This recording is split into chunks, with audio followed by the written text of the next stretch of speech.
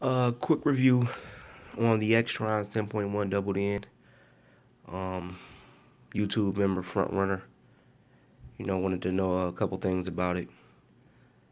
So here we go. Let's jump right into it. Um, this is a 10.1 inch. It's a doubled in. Here's the screen. And what I meant by it not having the lights on the side, it don't have the illumination here on this side that Pumpkin does. It is a 10.1 inch screen. The resolution is the same as Pumpkin's, and it sits a little higher when installed in the car. Some people might like that. That just wasn't something that I liked, but I'm gonna try to do my best since I'm recording from my phone to set it on and make it look the way it'll look inside the car. Just give me a second.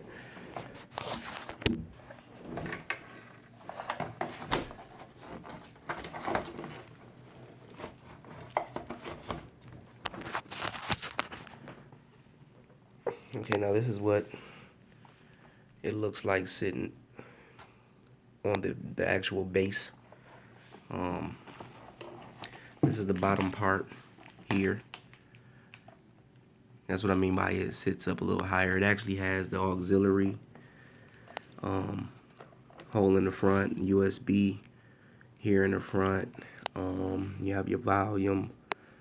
Let me see if I can get that to focus in a little better. Okay, you have your volume, up, down, your GPS button there. The mic is located in the front. You have a slot for your SD card, and you can also enter CDs through the front. You also have a slot for a map card, GPS card. It does not come with the map card like Pumpkin does. All in all, it's a pretty good radio. There was a few things that I didn't like about it. One being how the radio, how the screen connects to the base. If you wanted to get in and out of the car, this is not, you wouldn't be able to do this taking the screen off fast. This radio here, if you put it in your car, you're gonna have to leave it in unless you want to go through taking these 3 screws out. Now these holes here, they're set apart in this way to where you can put it on, and the way that you would like for it to set on in the beginning as far as adjusting, because you cannot, once you put this on, you cannot adjust the screen once the screen is already on here. Once you screw it down, it will not move at all like the Pumpkin model does. Um, Here's the sides where the screws will also go into to fit on the front of the monitor. I mean, to fit on the front of the device. Let me see what else there is.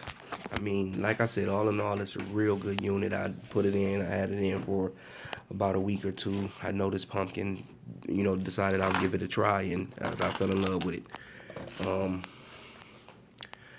Here's pretty much, oops, excuse me, here's pretty much, where all of your connections will go. This here is, I think this is going to be the GPS little device that it comes with to pick up the GPS signal. That it does come with that, just doesn't come with the GPS card. And this is going to be the power. This is what powers the radio. Fuse, I think the fuse is a 10 or a 15. For the most part, like I said, it's a very good device. It gives off very clear HD picture. For the most part, I mean, it's a good device. It does everything an Android phone does. It's Android powered. It's ran by 4.4 KitKat, I believe it is. I don't know if You can contact Androids to get the update from Marshmallow, I think it is. This here connects into the back of the monitor here. This, I will say, this is easier than Pumpkin's, because Pumpkin's, their cord here is it's already connected to the back of the monitor, and then you have to, you know, stick it up in here, which is, it's kind of difficult, you know, when you first try it, but after a while you pretty much get it, and it's pretty much easy from there. And to address the screen issue with Pumpkin, all it is this same thing that plugs into the actual device for Pumpkin. If you plug it in, or you don't push it all the way in, that's where you get, you know, the screen not working. If you make sure it's pushed all the way in, you don't have any issues with that. Um, my advice to you would be to go with Pumpkin.